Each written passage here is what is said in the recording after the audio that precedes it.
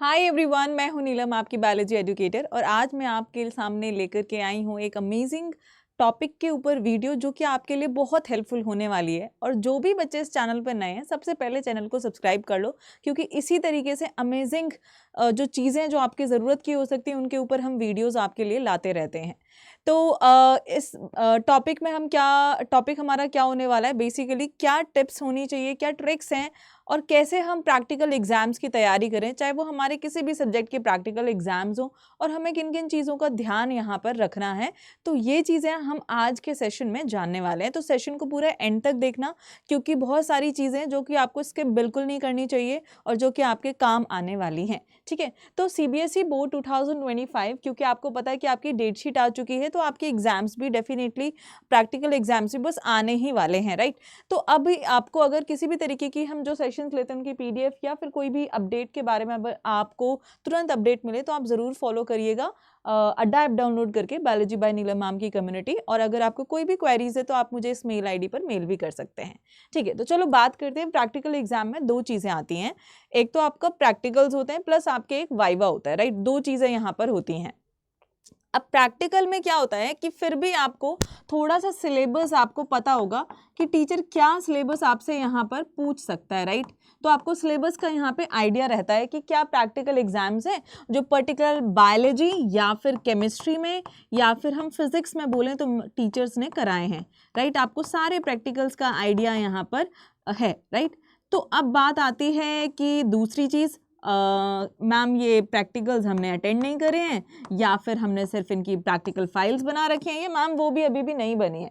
तो मैं बताती हूँ आपको क्या करना है। लेकिन अगर इसकी बात करें तो इसमें तो आपको कुछ भी नहीं पता, यू डोंट नो सिलेबस। तो आप क्या करें, आप यहाँ पर क्या पढ़ेंगे इस केस में, बिकॉज आपको सिलेबस नहीं पता।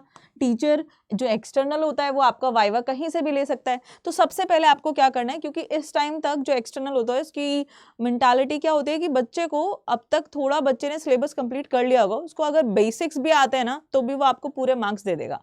तो जस्ट क्लियर योर बेसिक्स।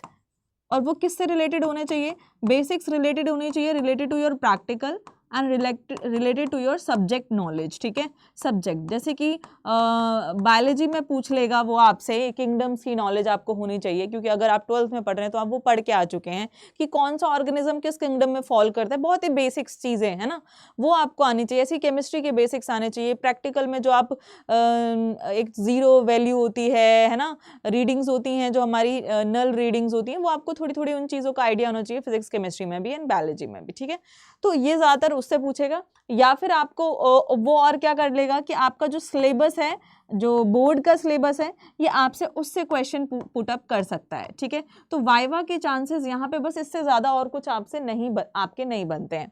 अब वो किस तरीके से पूछेगा, आपको क्या रिप्लाई करना है, आपको क्या सोचना है, वो मैं आपको ज़रूर बताऊंगी, तो वेट करना है उसके लिए। अब बात आ जाती है प्रैक्टिकल्स की। ठीक है, सबसे पहला जो इम्पोर्टेंट काम है वो आपको क्या करना है, आपको अपनी प्रैक्टिकल फाइल कंप्लीट करके रख लेनी है। ठीक है, आपको अपनी प्रैक्टिकल फाइल जो है वो कंप्लीट करके रख लेनी है, अगर आपने प्रैक्टिकल फाइल को कंप्लीट नहीं किया है। नेक्स्ट चीज़ क्या है, आपने अगर प्रैक्टिकल अटेंड किए हैं तो दैट इज़ वेरी गुड, है ना। अगर आपने प्रैक्टिकल अटेंड नहीं करे और आप सच में जानना चाहते हैं कि कैसे प्रैक्टिकल्स हुए हैं, क्या होना है क्या नहीं होना है, क्योंकि थ्योरी अगर आप इन प्रैक्टिकल फाइल को रीड करोगे तो आपको बहुत सारा चीज़ें समझ नहीं आएंगी।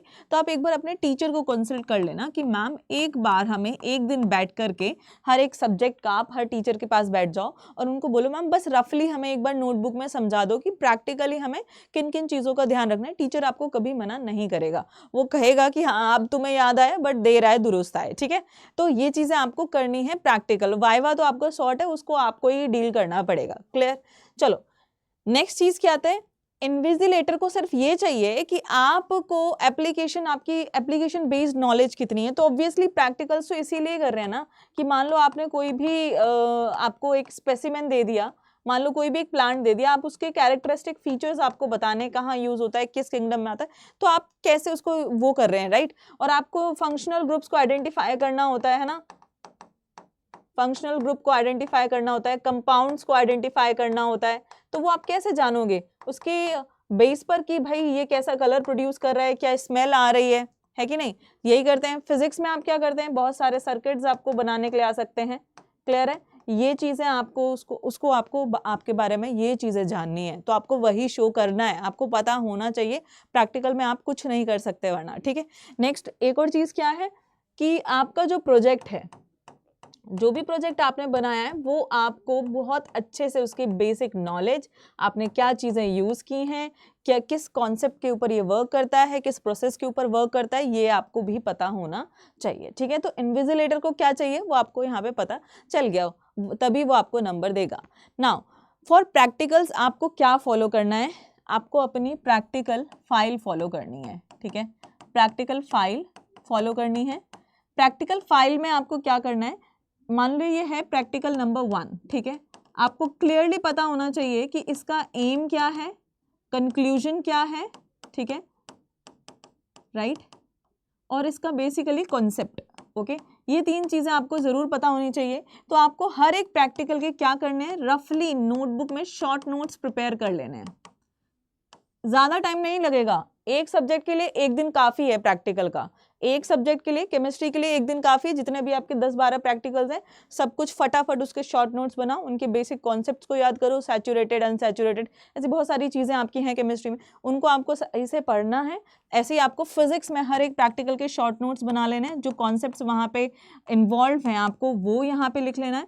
उसके अगेन आप शॉर्ट नोट प्रिपेयर कर लो, हर प्रैक्टिकल के छोटे छोटे, ज़्यादा टाइम नहीं लगेगा, रीड कर करके आपको ये फॉलो करना है। एंड वाइवा तो आपके नॉर्मल थ्योरी, आपके जो आपने सब्जेक्ट पढ़ा है उसके ऊपर होने वाला है आपका, और ये पढ़ लोगे तो ऑब्वियसली अगर वाइवा में भी वो प्रैक्टिकल से कुछ पूछते तो आप वो भी बता देंगे।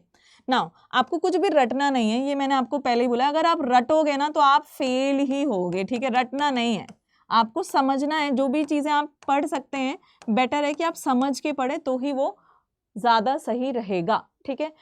प्रैक्टिकल वाला आपका टीचर नहीं है, या थ्योरी एग्जाम नहीं है कि आप रट लिया, कुछ भी लिख दिया है, चलो थोड़ा बहुत समझ आ रहा है, वो सुन रहा है आपको, आप क्या बोल दोगे रट के, कुछ भी नहीं बोल पाओगे, आपसे वो बैक फायर आएंगे क्वेश्चंस के, फिर क्या करोगे। तो इसलिए जो पढ़ो समझ के पढ़ो, वरना छोड़ दो, बेटर, ठीक है, चुप बैठे रहो। नाउ आपको जो टेक्निकल टर्म्स हैं रिलेटेड टू योर प्रैक्टिकल्स वो आपको जरूर पता होनी चाहिए, है ना। जब आप पढ़ रहे हैं, शॉर्ट नोट्स बना रहे हैं, तो आप देख लेना कि ये हम थ्योरी में नहीं पढ़ते हैं, ये सिर्फ प्रैक्टिकल्स में यूज होती है, तो वो चीजें आपको यहाँ पे पता होनी चाहिए। प्लस अब बच्चे क्या करते हैं, थ्योरी पढ़ लेते हैं प्रैक्टिकल्स की, बट उससे रिलेटेड ग्राफ्स, कि अगर ऐसा कुछ जा रहा है तो ग्राफ कैसे बदलेगा, रीडिंग्स की वैल्यू कैसे चेंज होंगी, और बायोलॉजी में डायग्राम्स, है ना, ये बहुत इंपॉर्टेंट है। तो जब भी आप प्रैक्टिकल कोई पढ़ रहे हैं, उससे रिलेटेड ग्राफ या रीडिंग्स हैं, उनको जरूर एग्जामाइन करो, उनको जरूर स्टडी करो, उनको कोरिलेट करो अपने कॉन्सेप्ट्स के साथ, कि क्या करने से क्या वैल्यू बढ़ जाती है, डिक्रीज हो जाती है। इस तरीके से आपको शॉर्ट नोट्स प्रिपेयर करने, पूरा कोर कॉन्सेप्ट एक पेज में एक प्रैक्टिकल का लिख करके बस प्रिपेयर कर लेना, ठीक है। चलो नेक्स्ट है, ये कुछ टिप्स हैं जो कि आप एक भी टिप को स्किप मत करना अगर आप बहुत अच्छा स्कोर करना चाहते हैं, ठीक है। आप 30 आउट ऑफ 30 स्कोर करना चाहते हैं तो आप इनको बिल्कुल मत भूलना, और कैसे हो सकते हैं वो मैंने आपको बिल्कुल यहाँ पे बता दिया है, right. So be confident and do not over do anything. Teacher को दिखाने के लिए ये नहीं कि अरे मैं तो ये डाइसेक्शन कर रहा हूँ, या मैं ये प्लांट को कट कर रहा हूँ, या मैं ये केमिकल्स में ला रहा हूँ, ऐसा नहीं करना है, ठीक है। ऐसा बिल्कुल नहीं करना है, उसको पता होता है कौन एक्टिंग कर रहा है कौन नहीं कर रहा, ओवर स्मार्ट एक्ट नहीं करना है, क्लियर।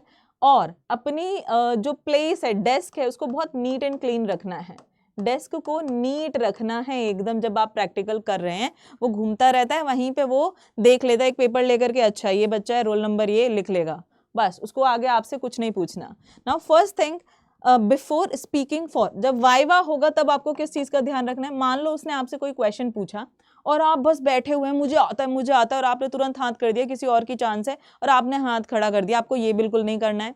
प्लस क्वेश्चन आ गया तो ऐसे नहीं कि बस तुम रट के बैठे, तुम्हें तुरंत बोल देना है, पहले सोच लो क्या बोलना है आपको, ठीक है, वो चीज़ आप बोलेंगे यहाँ पे, ठीक है। तो first thing before speaking for any answer, ताकि आप स्टैमर ना करो, अटको ना बीच में, ओके, तो क्लियर कट आपका आंसर हो। एंड अगर आपको कोई क्वेश्चन वो ऐसा पूछ देता है कि आपको नहीं आता, आपको एक ऑकवर्ड सिचुएशन क्रिएट नहीं करनी है। एग्जामिनर आपको देख रहा है, आप एग्जामिनर को देख रहे हैं, ऐसे ऐसे नर्वस हो रहे हैं, पसीना टपक रहा है, मुंह लाल हो गया, वो नहीं करना है। आपको बता देना है सर आई डोंट नो, और मैम आई डोंट नो, मैं इसके बारे में पढ़ लूंगा, ठीक है।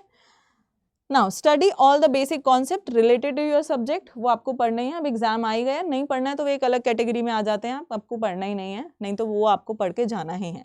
प्रोजेक्ट के बारे में आपको प्रॉपर नॉलेज होनी चाहिए, जो भी आपका प्रोजेक्ट है ये फाइनल है जो आपको याद रखना है, ठीक है। नीट एंड क्लीन आपकी ड्रेस होनी चाहिए जो आपने पहना है, आपके बाल प्रॉपर टाई होने चाहिए, हेयर स्टाइल ऐसी नहीं होनी चाहिए, बहुत ज़्यादा मेकअप बच्चे करने लग गए वो नहीं करना है, वेल ड्रेस्ड होने चाहिए, क्लीन ड्रेस होनी चाहिए, और आपकी प्रैक्टिकल जो आंसर शीट है वो भी उसमें आप जितना लिखना चाहते हो बस क्लीनली लिखो, ओवर राइटिंग ओवर कटिंग ये आपको नहीं करना है। Your answer sheet should be presentable, because practical में आप खुद को प्रेजेंट कर रहे हैं, तो प्रेजेंटेशन आपकी हर तरीके से आपको खुद को प्रेजेंट करना है, आंसर शीट को प्रेजेंट करना है, प्रैक्टिकल को प्रेजेंट करना है, वो बहुत परफेक्ट यहाँ पे होना चाहिए।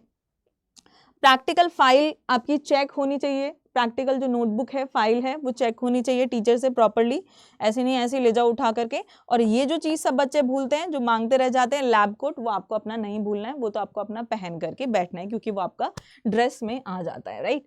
तो ये है कुछ चीज़ें, अगर आप इनका ध्यान रखते हैं तो आप ऑब्वियसली बिल्कुल यहाँ पे नहीं भूलेंगे। I am sorry, November month end sale चल रही है ना, तो ये तो बहुत अमेजिंग चीज़ है। एंड अगर आप YT फ्री स्टूडेंट्स हैं, है ना, तो आप क्या कर सकते हैं, आप ये मंजिल प्रो बैच परचेज कर सकते हैं कि आपकी बोर्ड्स की तो हो ही रही है तैयारी, आपकी COT की तैयारी भी नहीं रुकेगी। और अगर आप कूपन कोड लगाएंगे तो आपको ये 1600 कुछ में पड़ने वाला है, जो कि बहुत सस्ता है। सारे क्वेश्चंस हैं, आपको 3 बुक्स मिल रही हैं, इतनी वीडियोस मिल रही हैं, मॉक पेपर्स के सॉल्यूशंस मिल रहे हैं, बहुत कुछ यहाँ पे आपको अवेलेबल है। तो लेट बिल्कुल मत करो क्योंकि अभी सेल चल रही है, तो आप परचेज कर सकते हैं इसको using the code NEE20, right. And ये है हमारा प्राइम। ये प्राइम क्या चीज़ है कि आपने अब तैयारी कर ली है but you want to solve lot of question कि आप अपनी सीट पक्की कर लो, तो यहाँ पे आपको बहुत सारे क्वेश्चंस मिलते हैं, थाउजेंड्स नंबर में एक पर्टिकुलर एग्जाम के लिए, और बहुत सारे एग्जाम के लिए, सिर्फ एक एग्जाम के लिए नहीं है, काफ़ी सारे एग्जाम्स के लिए आपको क्वेश्चन प्रोवाइड करता है। सिर्फ एक परचेज पे आपको ये सब मिल रहा है, और इसका प्राइस अगर आप देखेंगे तो आप हैरान रह जाएंगे। आप जा करके चेकआउट भी कर सकते हैं इसको अड्डा ऐप पर या हमारे स्टोर पर, ठीक है। इधर आपको अड्डा डालना है, अड्डा 24/7, इधर जाना है एंड इधर जाएंगे आप तो you will find it here only, ये रहा, ठीक है। ये देखो, अगर आप इसे बाय करोगे तो बाय नाउ, अभी ये देखो यहाँ पे कूपन कोड अप्लाई करना है आपको NEE20, ठीक है। अप्लाई कर दो, और एक सेकेंड कहाँ गया,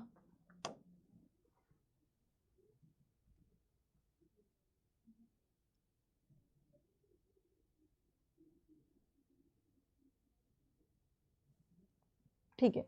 तो आपको ये कुछ इतने का पड़ने वाला है 279 का, जो कि बहुत कम प्राइस है। आपके भाई बहन किसी और सब्जेक्ट के लिए, किसी और एग्जाम के लिए प्रिपेयर कर रहे हैं तो वो उसके लिए भी पढ़ सकते हैं इसको, ठीक है।